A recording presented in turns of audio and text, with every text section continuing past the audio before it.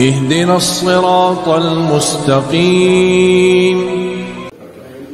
Assalamualaikum warahmatullahi wabarakatuh. Raditu billahi rabba wa bil islami dina wa bi Muhammadin nabiyya wa rasulah.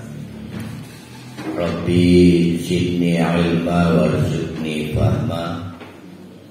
Rabbi shrah li sadri wa yassir li amri wahlul 'uqdatam min lisani yafqahu qawli. Walaupun pada hari Sabtu kemarin sudah kita buat muqaddimah pengantar untuk memasuki kajian surah Yusuf, kita ulang beberapa hal dari pengantar itu pada hari ini, karena Pak Farid bolos burohaya akeh ngelamun sehingga berkonsen. Bolos ya. Jadi surat Yusuf, suratnya dulu itu turun di Mekah, berarti sebelum Nabi berangkat hijrah ke Madinah. Persisnya setelah pamannya wafat, bukan sekedar kehilangan Jagger, karena pamannya Jagger. Andai kata tidak ada pamannya, Abu Jahal, Abu Lahab itu tidak sungkan kepada Nabi Muhammad. Sayang, yang membuat sesak dada Nabi Muhammad itu sampai wafatnya tidak tertolong syahadat. Ngeleg malah. Nah, itu yang membuat kematian atau kepergian pamannya itu menyesakkan dada. Sudah begitu, istri tercintanya pun wafat. Ini bukan sekedar bandar.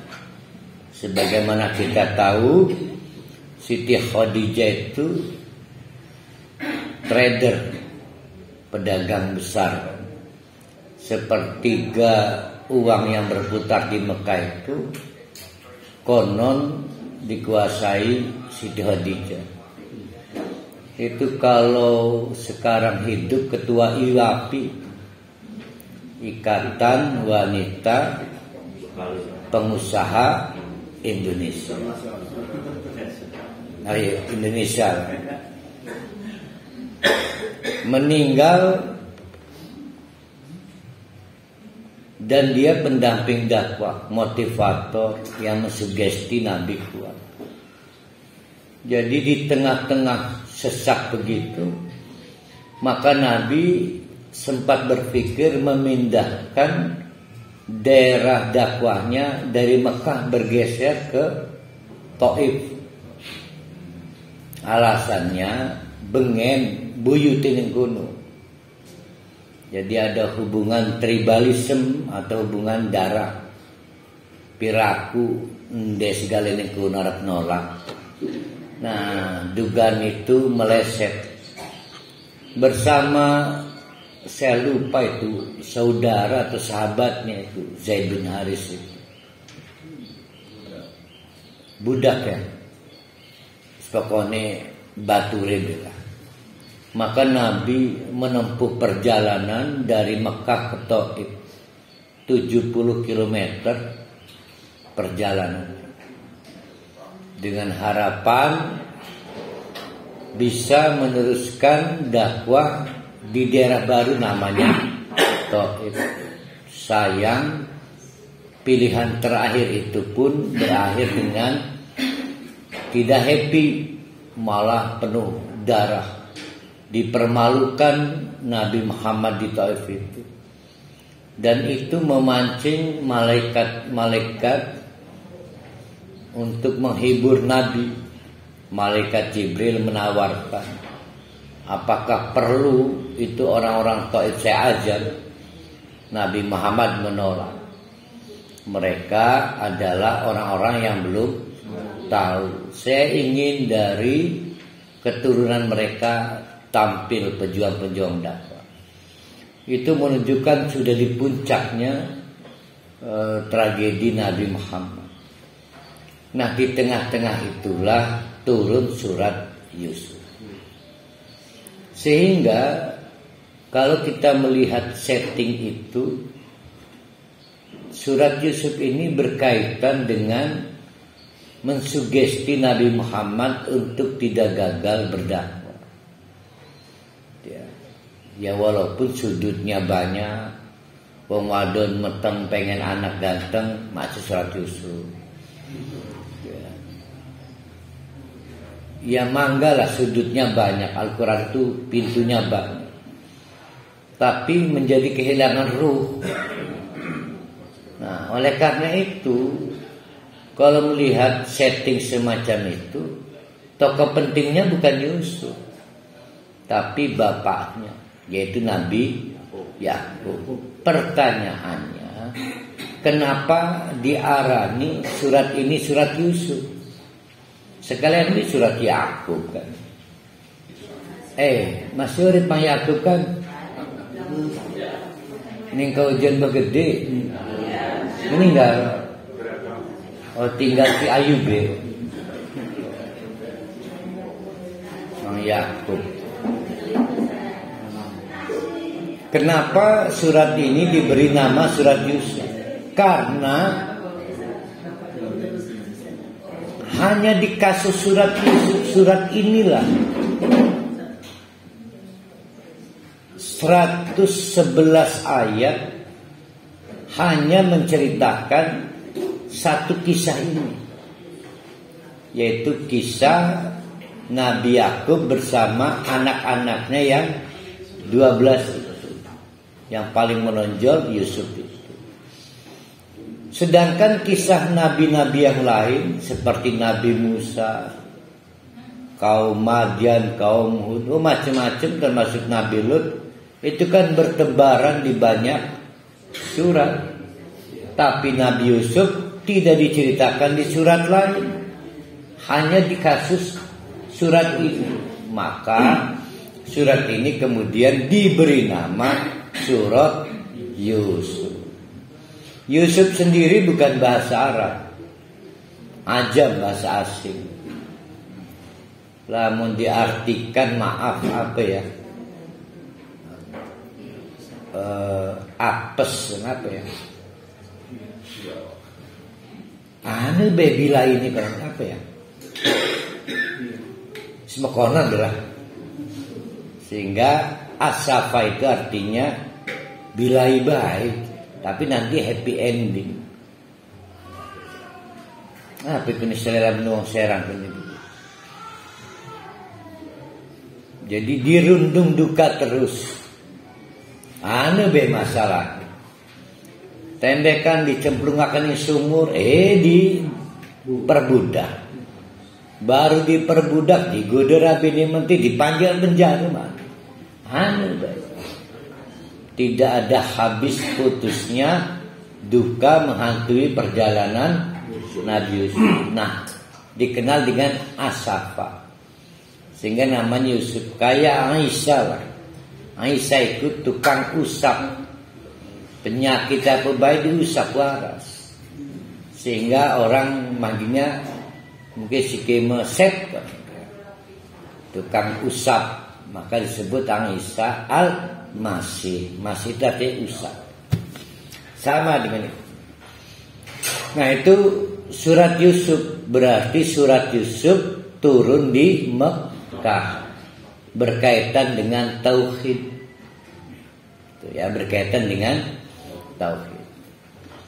Kita sudah tahu semua, ini kisah tentang Nabi Yakub. Jadi Nabi Yakub itu punya 4 istri. Istri, saya lupa nomor urutnya, yang mana yang tua, yang mana yang muda. Salah satu istri punya 2 anak, namanya Aisyah dan Bunyan.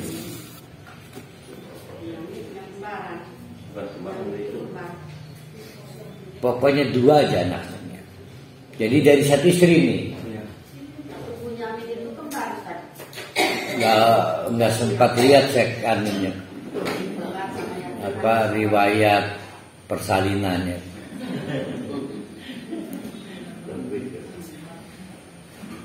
Dari 3 sisa istri. Nah ini untuk latar belakang kenapa terjadi kecemburuannya. Dari 3 istri lahirlah 10 anak.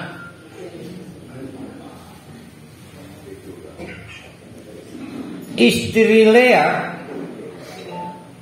melahirkan 8 anak. Salah satunya Yahuda, Simone, pokoknya aran-aran mekono, Natali,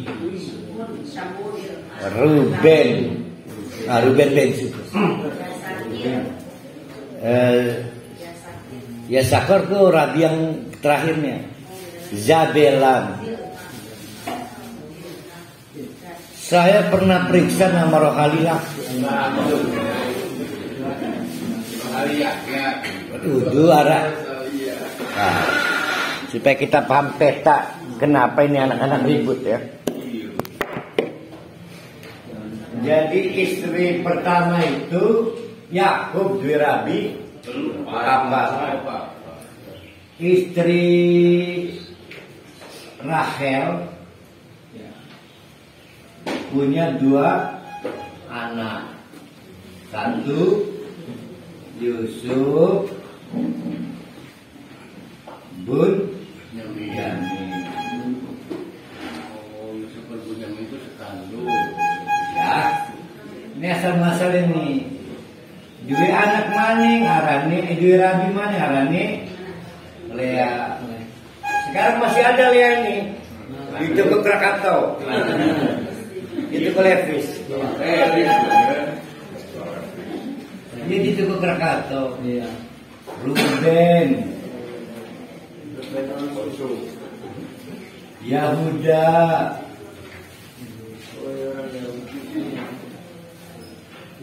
Simone,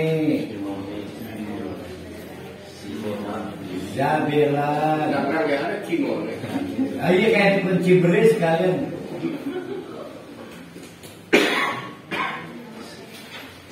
Nah, saya ini lupa. Punya istri lagi.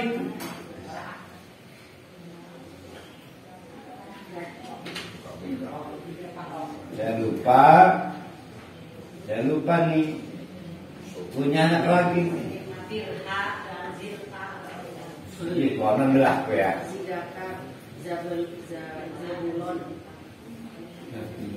Entah gimana ceritanya. Wallahu alam bisawab. 3 istri ini berkoalisi. Hanya 1 istri sing orang gelem gibah, bebarengan. Dan itu kemudian memicu anak-anaknya berbeda. Ingat kita bicara anak nabi, anak kiai kan? Semua ini anak nabi. Jadi sama lah dengan guru segala. Berarti yang 10 ini di Quran menyebutnya wa nahnu usbatu. Itu kan di Qurannya kan? Wa nahnu usbatu. Padahal kami adalah satu koalisi. Yang kata yang paling tuanya itu, coba banyakkan siapa saya dengan mereka. 10 lawan 2. Nah itu ceritanya. Jadi rapihkan dulu. Yang kita bicarakan adalah anak-anak Nabi, anak kiai, anak abuya. Ya ternyata ya begini ceritanya. Saya termasuk meyakini dari 12 anak itu hanya satu yang jadi nabi, namanya Yusuf. Tapi jangan kaget, banyak juga literatur termasuk ulama yang berpendapat seluruhnya jadi nabi. Berarti 12. Nah, pendapat saya didasarkan pada kaidah penetapan nabi itu tidak ada mantan pendosa, enggak ada. Apalagi dosa besar membunuh, enggak ada. Ustaz, kalau Musa mah qatlu bi ghairil amad. Ora sengaja mati wong, bukan membunuh, wong nempeling tenabok. Nabok lah, tapi karena ini kan anak keraton, biasa fitness mungkin Nabi Musa, sehingga staminanya gede. Kan Nabi Musa ini kan hidup tumbuh di keraton dengan nutrisi yang baik, peralatan kebugaran yang baik, sehingga dinabok wong pribumi waktu mati wong gede tenaga. Nah, itu tidak dapat disebut membunuh, namanya al-qatlu bi ghairil amdi, membunuh sengaja. Nah, yang 10 nama itu selain Yusuf dan Bunyamin, walaupun akhirnya hanya membuang Nabi Yusuf ke sumur, tapi kan motifnya tidak dapat dihilangkan, yaitu motif membunuh. Rasanya jauh kemungkinan ada Nabi mantan pembunuh.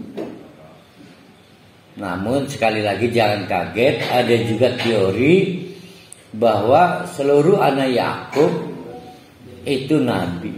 Karena kemudian ada yang bilang setelah itu 70 tahun kemudian, ada yang bilang 80, anggaplah 75.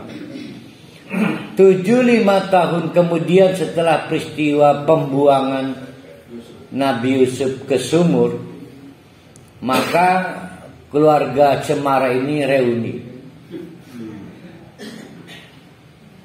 Bapaknya, ibunya, kan matahari dan bulan bersujud kan. Bulan kan ibunya. Termasuk saudara-saudaranya bertobat. Nah, taubat inilah yang menjadi acuan para ulama. Akhirnya saudara-saudaranya jadi nabi juga. Wallahu a'lam bishawab. Nah, itu melatar belakangi terjadi konflik. Rupanya 2 anak dari istri Rahel ini berperangai beda. Nurut nih wong mengidentifikasi dirinya anak nabi, anak ustad, maka ngaji. Nah, sing 10 gelem ngaji, ngadu ayam bayi barat. Kira-kira secara alami lamun parohali mekonon wajar gak demening anak single demen ngaji. Nah, jadi inilah yang memicu konflik, sehingga 10 anak ini berpendapat gali abah kita memilih kasih. Nah, itu jalan ceritanya di situ. Jadi pelaku pembunuhan Bunyamin nggak ikut ya? Bunyamin mah udah lama kayak meninggalnya. Cerena kan? Anak kayak di Sukri. Dua rabi arane Bu Widara.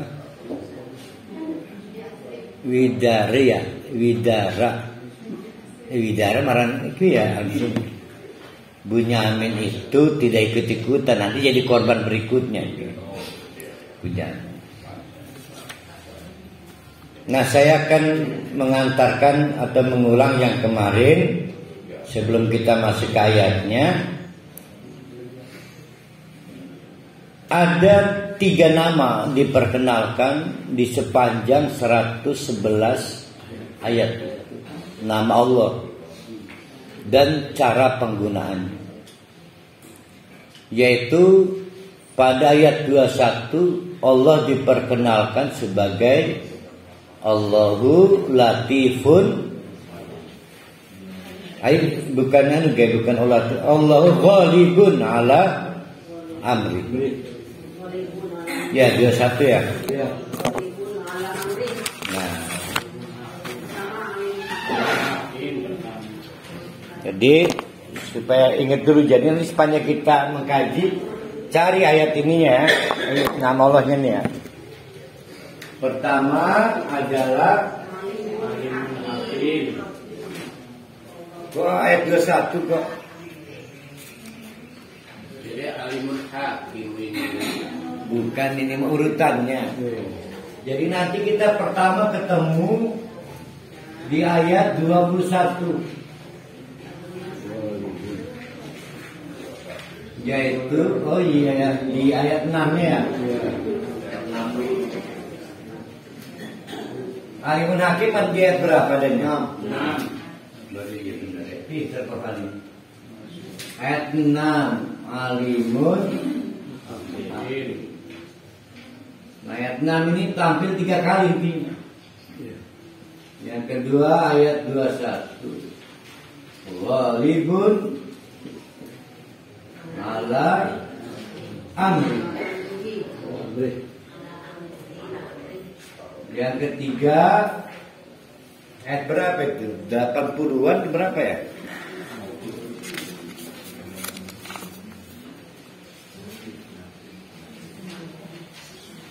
Yang Latifun 100. Ayat 100. Ternyata Allah itu Latifun 5 yasa. 5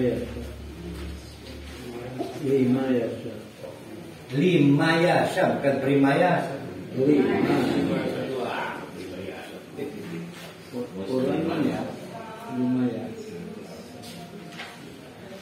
Nanti kita buat indikator bahwa sukses kita mengkaji surat Yusuf memahami 3 nama itu. Yang pertama, Allah itu Alimun Hakim. Hai Muhammad, jangan kena mental. Istrimu meninggal, pamanmu meninggal, tambah minta suaka dan dukungan dakwah dari kelompok masyarakat suku di Taif juga gagal. Itu tidak menjadi dasar kamu gelap mata, karena Allah itu Alim Hakim. Jadi pantang bagi orang mukmin, Nabi juga kita itu sampai ketemu jalan bunuh diri karena Allah itu Alimun.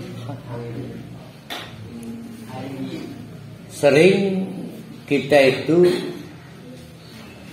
punya pemberasa, udah nggak ada yang tahu soal saya nggak akan bicara dengan siapapun. Itu salah. Allah itu Alim, Allah itu Maha Tahu. Hebatnya lagi, Allah itu Hakim. Hakim adalah tindakannya sesuai dengan ilmunya. Maka orang yang sesuai dengan ilmu tindakannya bijak. Itu kenapa hakim diartikan bijak. Orang yang tindakannya tidak didasarkan ilmu ngawur, kita nyebutnya tidak bijak. Jadi hakim itu artinya ilmiah. dapat dipertanggungjawabkan secara keilmuan. Dari situ Allah juga memperkenalkan ghalibun ala amrihi, dominan ala amrihi dalam perkara apapun. Jangan merasa kalah oleh situasi apapun. Yang dihadapi Nabi Muhammad ternyata dianggap oleh Allah ada yang lebih ngeri lagi ketika Nabi Yakub menghadapi situasi sulit. Anak yang pertama yang dibayangkan bakal meneruskan dakwah kenabiannya dinyatakan hilang dan tidak dapat ditemukan. Air mata meleleh terus. Maka Nabi Yakub diceritakan lebih banyak putihnya matanya itu. Irang-irang itu hilang. Itu rupanya secara medis dipengaruhi oleh terlalu sedih dan seringnya air mata meleleh sehingga menimbulkan katarak. Nah, katarak yang sudah sangat parah itu menyebabkan hilang sehingga makanya saking sedih. Jadi para hali lah menangis aja kesuwen. Mungkin jadi katarak. Nah, Nabi Yakub seperti itu. Sudah itu aja mata menjadi tidak bisa melihat, memikirkan Yusuf. Ditambah maning sepanjang itu anak-anaknya sisanya berapa itu? 11 tidak bisa merebut hati bapaknya. Bapaknya ini kiai. Kiai itu bisa mesem lamun ke dalam anaknya ada yang punya bakat jadi kiai. Nah, yang 10 terutama ini ngaji bayar gelem. Akal agani Rodrisan, Afrudan main gamer luar biasa lah kan cara bermainnya begitu. Ditambah lagi hilang maning bunyaning, sebagaimana disebut oleh Bu Haja Neneng Sulia, diduga Bunyamin ini kembarannya dari Yusuf, sehingga Yusuf bilang masih ada pengganti Bunyamin, tapi hatinya tidak sekuat kepada Yusuf. Ini ditambah hilang. Jadi apakah dengan hilangnya, meninggalnya pamannya Siti Khadijah setara dengan apa yang dihadapi Nabi Yakub? Tandanya Nabi Muhammad nggak sempat katarak, Nabi Yakub sampai katarak. Jarak antara peristiwa pembuangan Nabi Yusuf ke sumur sampai reuni itu 80 tahun atau 70 tahun, berarti 75 lah. Walaupun sekitar setahun sebelumnya Nabi Yakub sempat mencium aroma Nabi Yusuf melalui pakaian yang dibawa si saudara-saudaranya. Nah, lika-liku akhirnya menang-menang juga. Ghalibun, menang. Ghalibun ala amri, akhirnya menang juga. Dimenangkan oleh Allah. Percaya tidak kita akan dimenangkan oleh Allah? Kalau percaya, maka hai Muhammad, teruskan dakwah. Ghalibun ala amri. Yang ketiga, yang paling mencolok di ayat 100. Kalau kita nonton bioskop dan film ini, film Surat Yusuf ini, pasti banyak hal yang mengejutkan. Ternyata mekanin, ternyata mekonon. Nah, itu disebut latifun, serba tidak dapat diduga. Oh, akhirnya happy ending. Siapa yang bisa menduga akhirnya Fathul Makkah? Siapa yang menduga akhirnya bisa happy ending? Nah, peristiwa-peristiwa yang tidak dapat diamati dengan kasat mata dan pikiran manusia, hanya Allah yang bisa melakukannya. sehingga nggak bisa diamati, disebut latifun lima yasha. Jadi harus percaya pada 3 nama ini, bahwa Allah itu alimun hakim, Allah itu ghalibun ala amrihi, dan Allah itu latifun lima yasha. Mau bukti? Ayo baca surat Yusuf ini. Kurang lebih begitu kan. Surat Yusuf ini adalah kisah yang orang-orang Mekah belum pernah tahu. Tidak sepopuler kisah lainnya.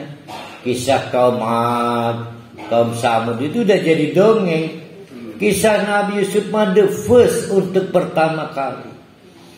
Ketika orang-orang Yahudi di Madinah mendengar bahwa Nabi Muhammad menceritakan ulang kisah Nabi Yusuf, kaget. Iki Nabi Muhammad urus ngendi? Karena itu hanya ditemukan di kitab-kitab lama. Tuh, kisah Nabi Yusuf itu.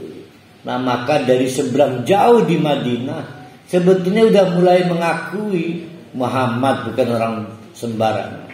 Sayang Abu Jahal Abu Lahab sebagai pribumi Mekah jendel tetap tidak mengakui bahwa Muhammad itu seorang nabi, dan apapun yang disampaikan Nabi Muhammad bukan berbisa Nabi Muhammad, tapi wahyu. Buktinya apa? Ya kisah Nabi Musa ini.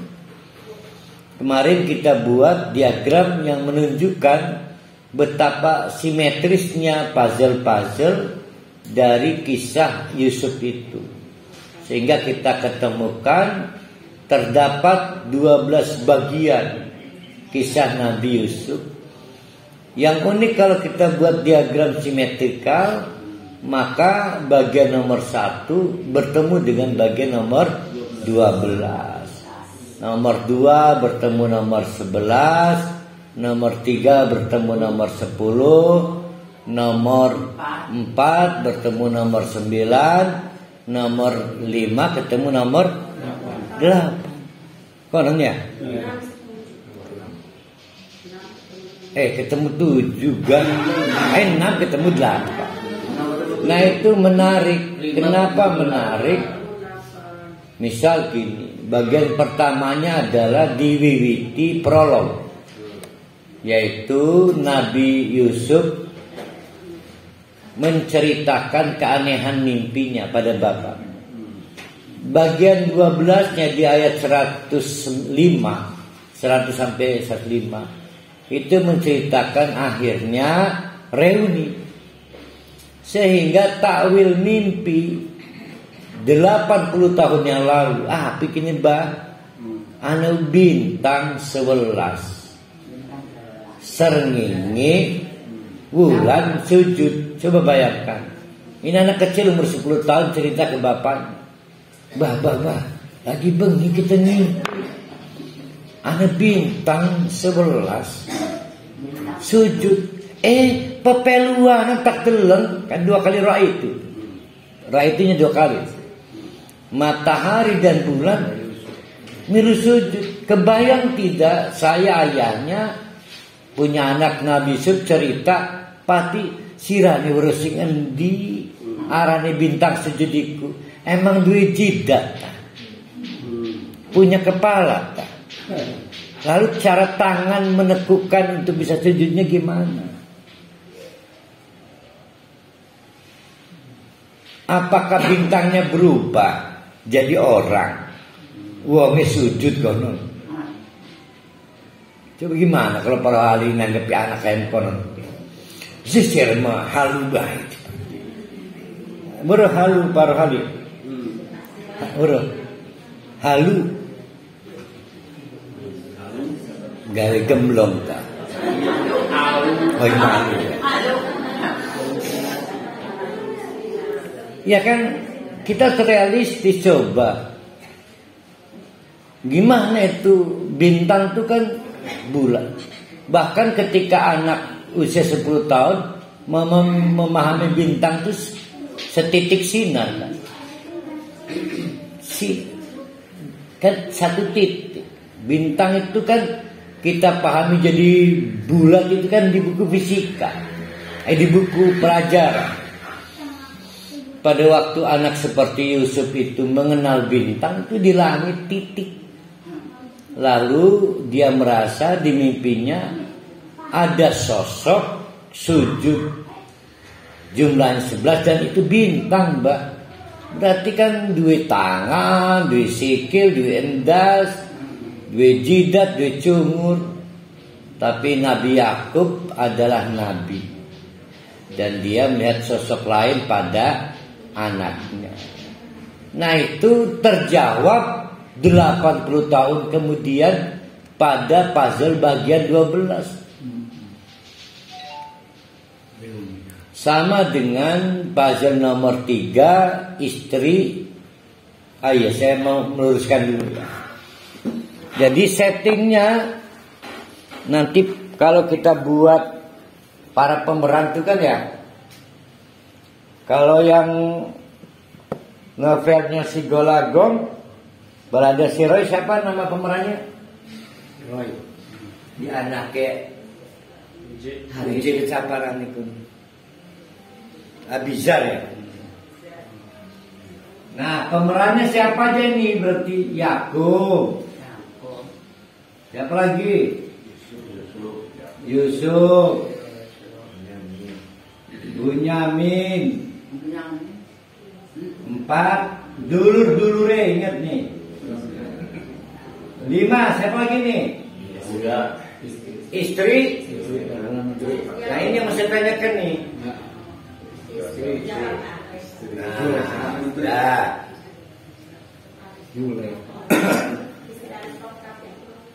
Ini harus hati-hati masalahnya.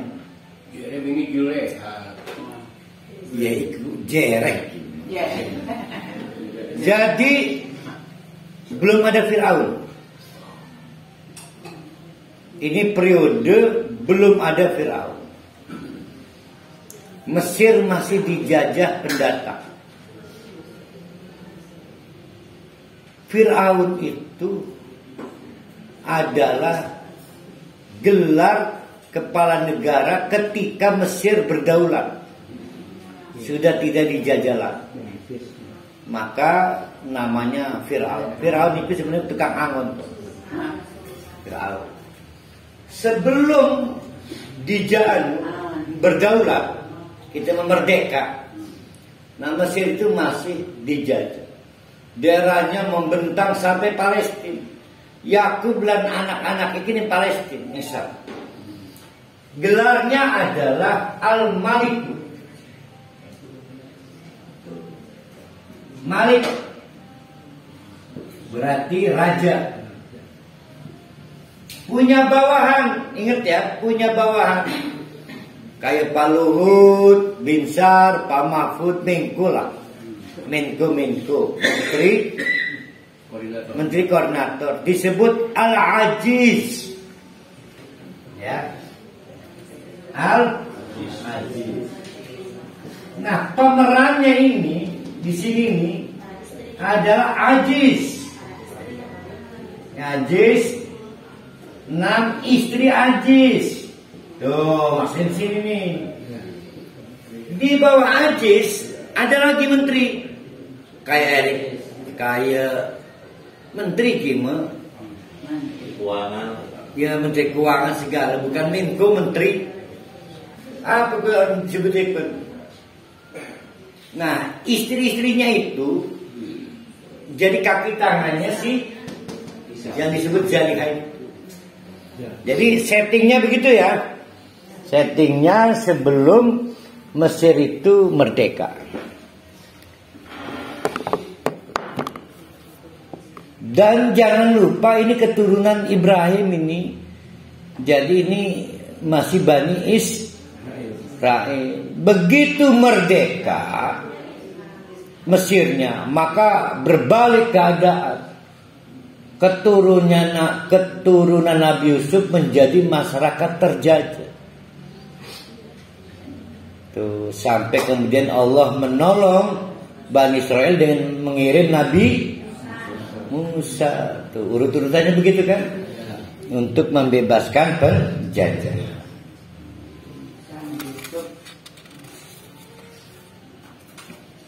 Dan marilah kita mengkaji ayat-ayat kita dari surat Yusuf ayat pertama. Yusuf iki juz pir iki nih. Jadi juz 13. Alhamdulillah, berarti 12.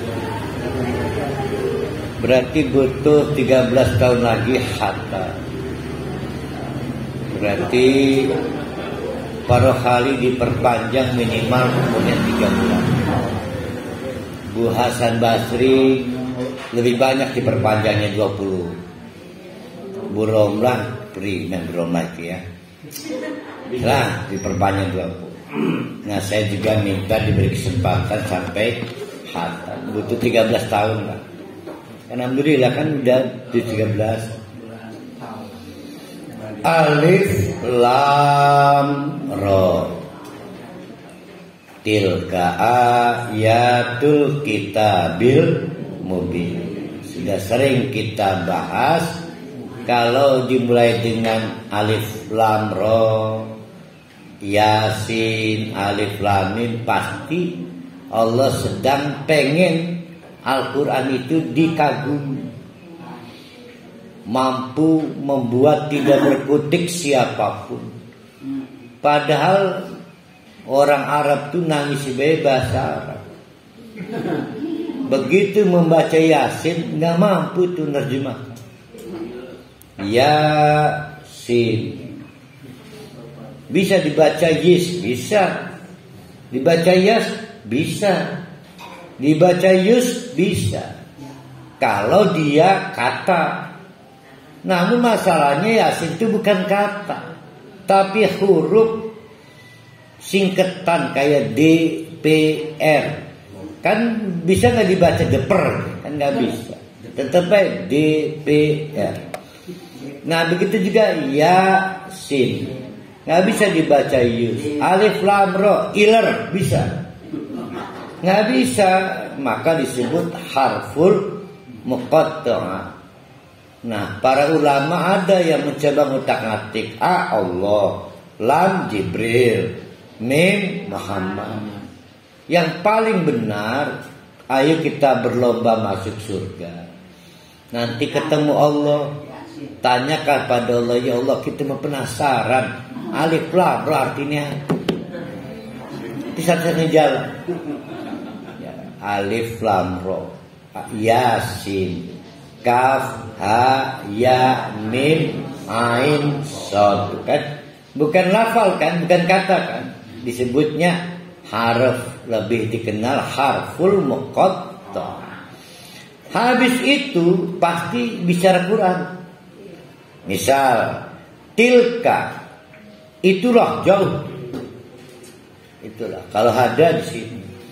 Ayatul kitabil mubin, ayat-ayat Alkitab al-mubin. Ini pernah dibahas ya, Alkitab ini ya. Kapan sesuatu disebut kataba? Sehingga barangnya disebut kitabun. Kapan? Kapan sesuatu disebut kataba? Sehingga kalau ada yang melakukan disebut katib, kalau ada barang disebut kitab. Setelah terjadi penulisan. Ditulis di mana? Di batu, di kulit, di pelepah, dimanapun. Jadi Alkitab adalah ay al-maktub, yang ditulis dengan alat tulis. Yang menulis al-katib dengan katib dengan ya, katib siapa kan lamun yang diisi cari katib. Nah ini membingungkan karena sejarah kitab yang ane buku ini ane tulisannya hanya satu, namanya Taurat. Jadi Taurat itu istimewa. Barangnya, bentuk bukunya itu dari Allah langsung pakai pakai keranjang. Yang keranjang itulah keranjang yang pernah digunakan oleh ibundanya Musa untuk mengkanyutkan Musa. Pada waktu ketakutan, khawatir kena ciduk petugas-petugas negara kan, maka dikanyutkan. Nah, si keranjangnya itu dengan izin Allah dan kehendak Allah digunakan menjadi alat untuk menyimpan Taurat. Yang lainnya ucapan, kalam. Nah, Al-Quran itu kalam. Tapi di sini disebut kitab. Lah emang ada pelepah, tulang, kulit, batu yang digunakan untuk melihat ke bengen mekanen ke lagi malaikat Jibril terkeku. Ingat ditulis. Kira-kira kalau ada kesalahan di tip F, di erase, di delete gimana? Nah, maka kita yakini Alkitab itu di Lauh Mahfuz. Jadi harus yakin bahwa la yamassuhu illa mutahharun, itu bentuknya kitab. Alat tulis milik Allah, kertas milik Allah, dijaga di Lauh Mahfuz di suatu tempat namanya Baitul Ma'mur. One day, setiap harinya 40.000 malaikat jaga. Karena iblis, jin iki nakal tukang nyolongi berita sengkono. Nah, cara menjaganya dengan tawaf. Malaikat yang pernah jaga dengan cara tawaf, maka seumur hidup sekali itu doang. Berarti berapa ratus miliar itu jumlah malaikat. Jadi dari Lauh Mahfuz malaikat Jibril turun dengan kecepatan cahaya berapa? 6 detik kali 300.000 kilometer. Karena nanti akan terjadi di sini nih, di Surat Yusuf. Jadi pada waktu dulur-dulur Nabi Yusuf menyemplungkan melemparkan ke jub itu, anggap misalnya misal 10 meter. Beratnya Nabi Yusuf kalau umur 10 berapa itu? Ya, berat badannya 25 kilo lah. Ingat ini posturnya Nabi Yusuf per hari tinggi berapa? 180 paling kan. Anggaplah 50. Maka terjadi beban, gaya bebasnya berapa itu? Kosnya jadinya. Ketemu kecepatan sekitar 68-an ya. Kilometer per jam ya.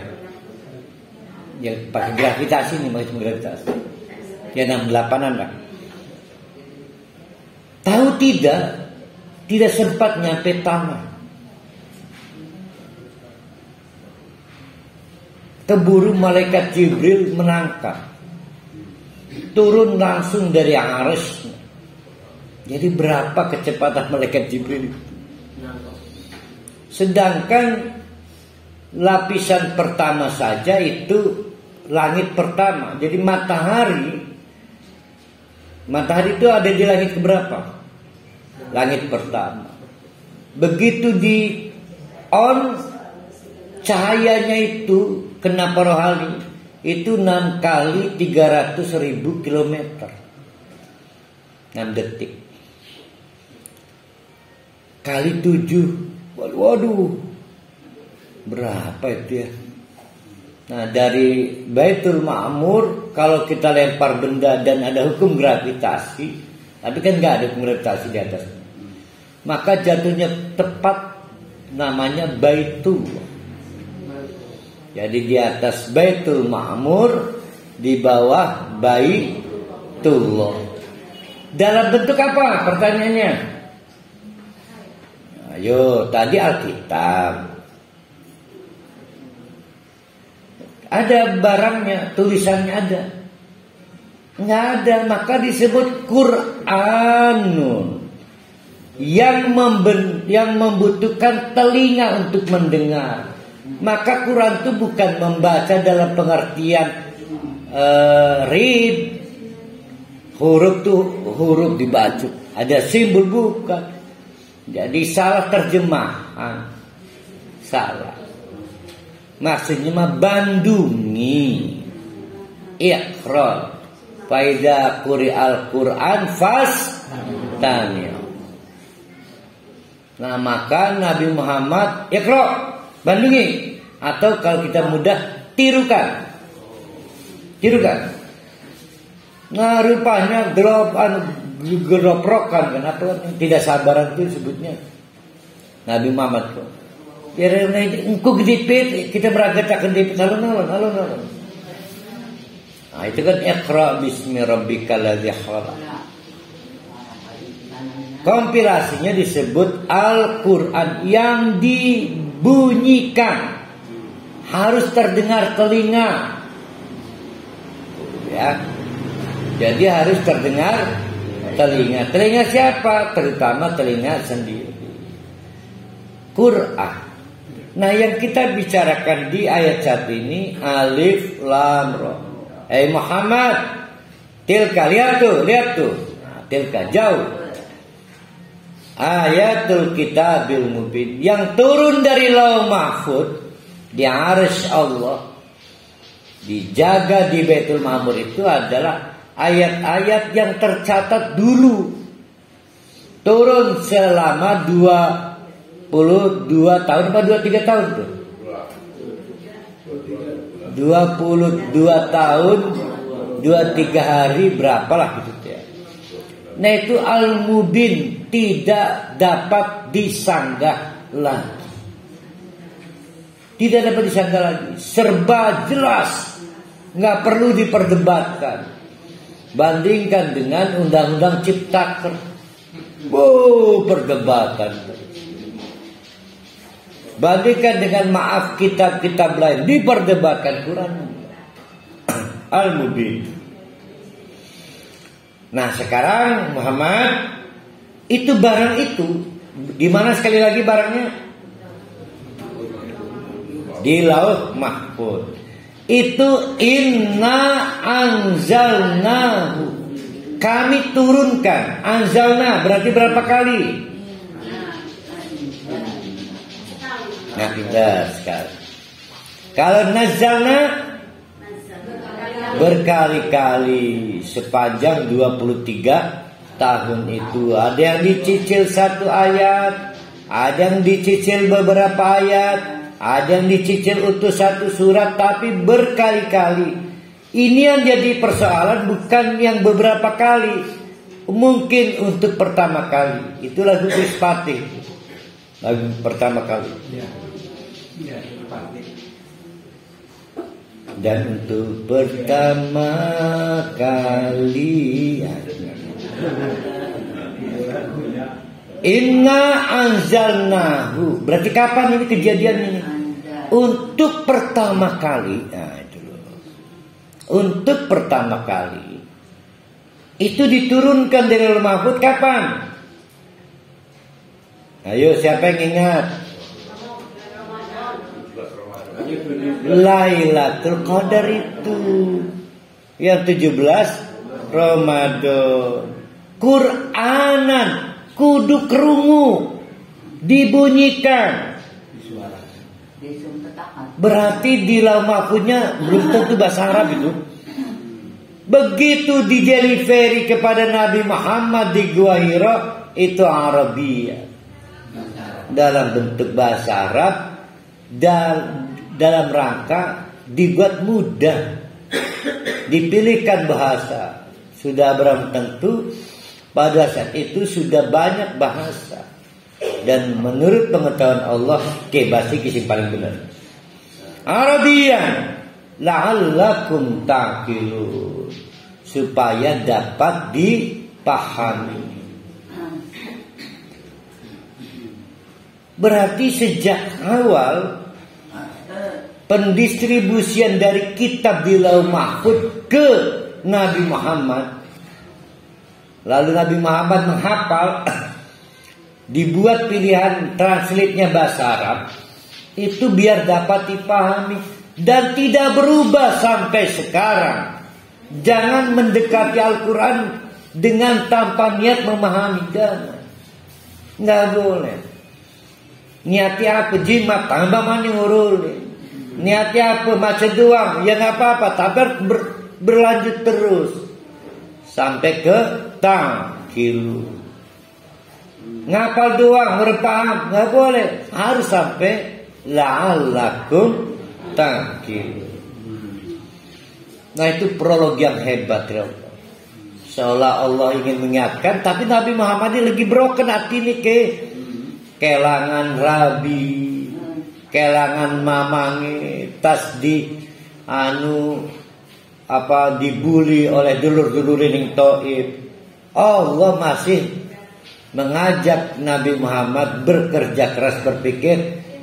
Mama ingat, Quran itu untuk dipahami, maka kamu paham. Nah, termasuk ini nih ya, ini kisahnya. Ini untuk kamu dan harus kamu pahamkan ke umat kamu. Apa itu? Nahnu naqussu 'alaika. Jadi prolognya begitu. Tuh ya. Nahnu naqussu 'alaika ahsanal qasas. Ahsanal qasas. Kisah terbaik, alur ceritanya, materi ceritanya, cara penyajian, mana itu? Tuh. Sehingga diyakini ada pintu besar untuk bisa memahami mukjizat Quran, diantaranya lewat surat Yusuf. Nah, para sarjana membangun diagramnya itu. Saya yang jadi masalah, saya kurang pintar nyampaikan, jadi ketemunya ini doang. Tentu di tangan orang yang lebih pintar lagi, lebih bisa lagi melihat bagaimana diagram itu bisa menumbuhkan luar biasa Quran. Jadi sekali waktu ibu-ibu, bapak-bapak nganggo bolpen, stabilo, itu per episode dikasih warna sendiri. Ganti mana episode, kasih warna lainnya terus. Maka diketemukan 12 warna yang berbeda. Nanti akan ada simetris dan asimetrisnya. Nah, dulu kita pernah coba model itu untuk surat ayat kursi pernah. Begitu juga ini. Maka kata Allah ahsanal qasasi. Oleh karena itu bapak-bapak, ibu-ibu, memang kita punya kebiasaan jadi dongeng ya. Bukan dongeng ya. Apa disebutnya pengantar tidur tuh?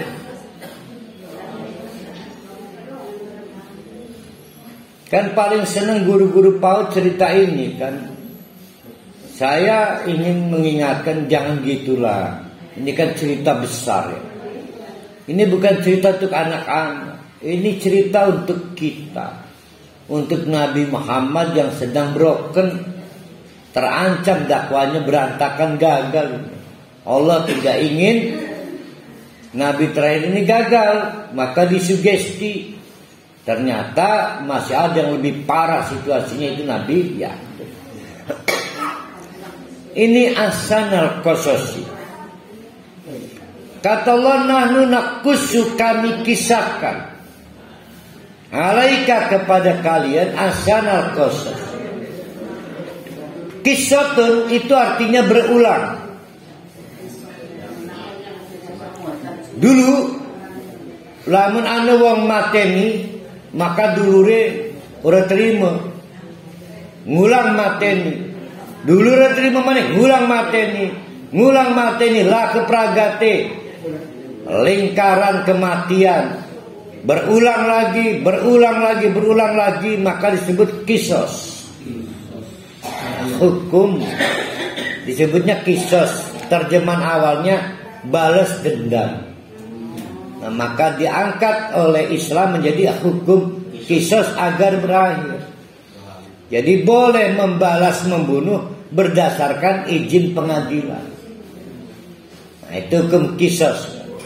Nah, kisotun itu kisos. Berulang, akan berulang. Yang pernah terjadi pada episode Nabi Yakub, pada Nabi Muhammad, pada kita, pada anak kita, pada cucu kita.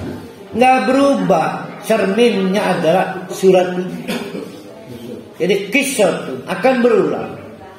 Maka kata Allah, nahnu naqussu 'alaika ahsanal qasas bima auhayna, dengan cara kami wahyukan ilaika, hanya kepadamu hai Muhammad, hadzal Quran, melalui Al-Quran ini. Yang tadi Alkitab, sekarang setelah sampai kepada Nabi Muhammad menjadi namanya Al-Quran. Wa in kunta min qablihi laisal ghafilin. Ngaku mat, kamu belum tahu kan sebelumnya cerita Yusuf? Masih konon. Wa in kunta min qablihi la minal ghafilin. Kamu belum tahu kan, pertama kali kan dengan kisah ini kan. Jadi ini kisah yang tidak populer. Kita sampai 6-nya.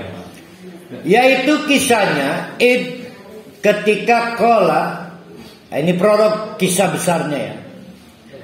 Qala berkatalah, cerita Yusuf li abihi, kepada ayahnya, ya abati. Sebetulnya ya abi ya. Tapi kalau orang Arab ingin membuatnya menjadi yang tersayang ayahku, maka menjadi ya abati. Ini menunjukkan Yusuf ini sangat menyayangi ayahnya. Paling rapek lah. Jadi dari 12 anak itu, maaf, Nabi Yakub lebih tersita waktunya memperhatikan Nabi Yusuf. Lamun kudu ngegendong lebih akan nyekel Nabi Yusuf. Dan itu berpengaruh sehingga Nabi Yusuf masih menyebut ayah tersayang. Tapi mungkin tidak 10 anak yang lain. Paling sudah dead mungkin. Dedi maksudnya. Ya sama kan saya manggil almarhum saya Bah. Sebenarnya kan gak sopan. Kan berarti kan pada baik dalam roh. Pada baik kan. Bah. Nah, Nabi Yusuf menjaga sehingga nggak pernah manggil abah. Bahkan karena ada ti, ya abati, abah cakep, itu lengkap ya. Nah, dulur-dulur Yusuf yang 10 sudah nggak abah lagi, apalagi yang cakep, yang tersayang. Bah, mungkin tinggal ujung itu. Karena ini detail Quran terlihat di sini. Inni ra'aitu ahada asyara kaukaban.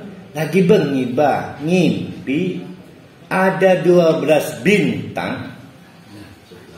Kedeleng 11. Wasyamsa serngingi man. Wal qamara bulan lah. Ra'aitu baba. Saya lihat li sajidin, paling sujud.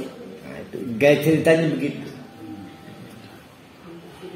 Para ulama meneliti kenapa ada pengulangan kata ra'aitu.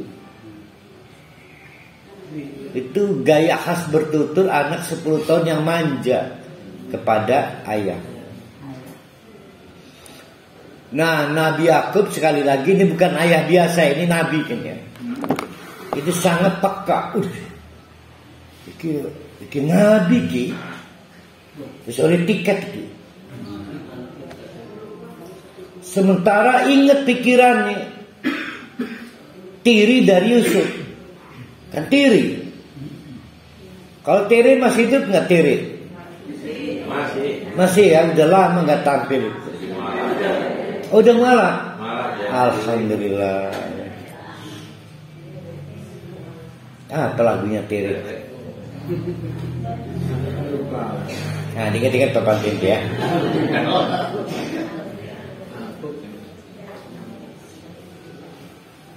Jadi 10 yang lain tiri. Sebagai orang tua saya paham mana anak yang hasad dan mana yang enggak. Masa saya sebagai ayahnya nggak hafal sih? Masa nggak punya ukuran iki gawat, anak kita gawat, titik nabok, kematian itu. Kita harus tahu, dan Nabi Yakub tahu. Begitu mendengar cerita dari anaknya, ini bukan sembarang cerita ini. Maka kata Nabi Yakub, ya bunaya, bocah, la taksus, jangan dikisah ulangkan. Ru'yaka, apa yang kamu lihat dalam mimpi, ala ihwatika, ning dulur-dulur termasuk Bunyamin. Titik koma ya. Siapapun. Sekarang ini saya, bapak-bapak, ibu-ibu, titip ngimpi itu jangan diceritakan pada orang lain. Kalau istri kecuali kepaksa nih Rabi ini, maka carilah istri untuk menceritakan mimpi aja. Sehingga jere Rabi ini pengen punya mobil mimpi tuh. Mimpi aja. Jadi nggak boleh menceritakan mimpi pada orang lain. Kecuali terpaksa. Mimpi ada 3. Mimpi yang menakutkan itu pasti dari setan. Mimpi yang menyedihkan pasti dari setan. Mimpi yang datar tapi penuh misteri. Contoh 11 bintang, matahari, bulan bersujud. Nah itu pasti dari Allah. Ya, perlu ditakwil. Berarti mimpi yang pertama tidak perlu ditakwil, yang dari setan tadi. Mimpi yang kedua juga tidak perlu ditakwil, yang nangis baikan, sedih. Setiap bengi ngimpi Rabi nangis, ajaladeni. Ajalad, jangan ditakwil dan Rabina ditakoni. Itu setan. Tapi kalau kita tiap malam ngimpi laki istri, Papa I love you, nah itu takwil itu, jangan berpegatan itu. Takwil. Nah yang ketiga boleh ditakwil, boleh dengan cara mencari orang yang tersertifikasi kayak Nabi Yusuf itu tersertifikasi ahli takwil mimpi. Tapi prinsipnya jangan ceritakan pada orang lain. Nah Nabi Yakub juga, karena ini ada perdebatan ini. Nabi Yakub melarang Nabi Yusuf menceritakan pada saudaranya, khawatir hasad. Bukan, memang sunnah nabinya begitu. Mimpi itu tidak boleh diceritakan pada orang lain. Nanti saya buat undang-undang pidana menceritakan mimpi. Latak surutailatia fayakidu laka kaidat mengkonisir kelang bilai. Sing dulur-dulur iya. Kenapa? Inna syaitona lil insani aduwwum mubin. Sing bengen arani setan itu musuh yang tidak dapat diragukan lagi. Tidak perlu diragukan lagi musuh. Unik yang inna syaiton kemudian terjawab di ayat 100 berapa itu?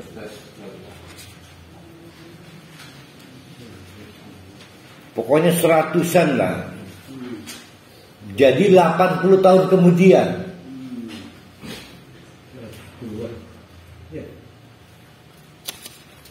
Pokoknya 80 tahun kemudian masih diulang balik.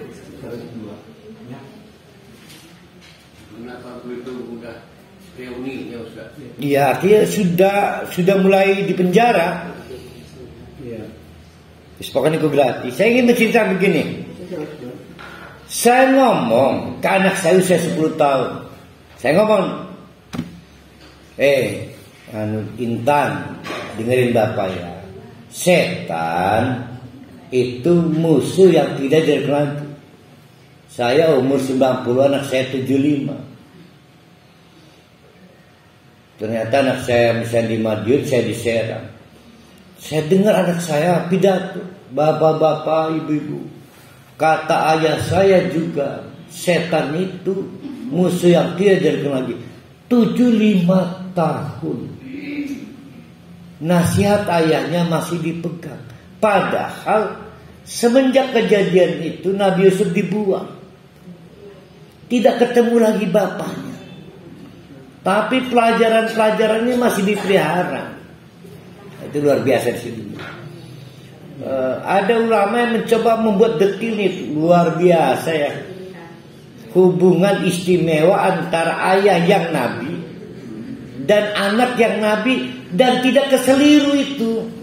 Tidak keseliru. Jadi jangan salahkan kalau maaf tanda petik ayahnya berbeda. Ada judul filmnya itu. Kenapa aku direka berbeda? Ya diperlakukan berbeda. Memang gak bisa, itu hubungan pokoknya aneh bilang. Ya, jadi luar biasa seperti itu. Saya lupa. Jadi waktu itu Nabi Yusuf di penjara. Di penjara ngobrolkan batur-batur narapidana, Napiter di situ ya.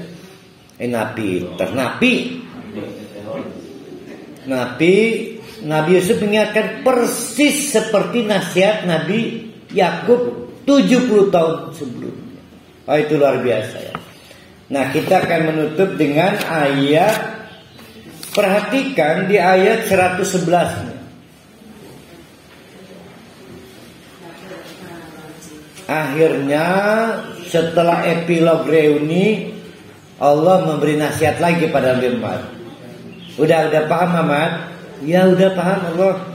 Laqad kana fi qisasihim ibratun liulil albab. Ibrah itu al-ma'bur, yang dapat dibuat melintas, jembatan, bridging ya. Ibrahim merek gap di pom bensin. Tuku.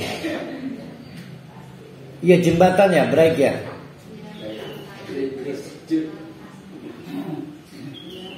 Pokoknya kalau di bahasa Inggrisnya berarti break. Ba'al mu'bar, yang bisa dilintas. Ibrah itu adalah penghubung, jembatan nilai ke realita. Jadi di situ ada paradigma. Ini mencari nerjemahnya. Kita punya nih asumsi, realitanya apa? Butuh jembatan enggak? Nah, jembatan itu disebut instrumen.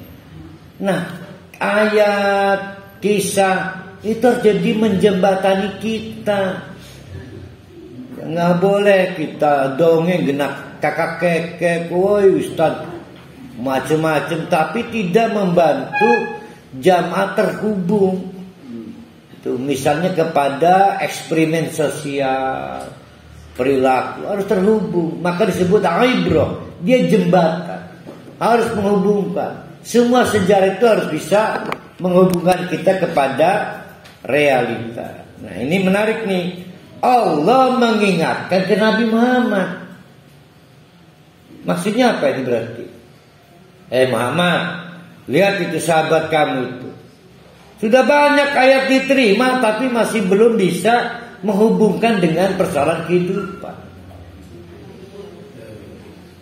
Nabi Muhammad aja ditegur, apalagi kita.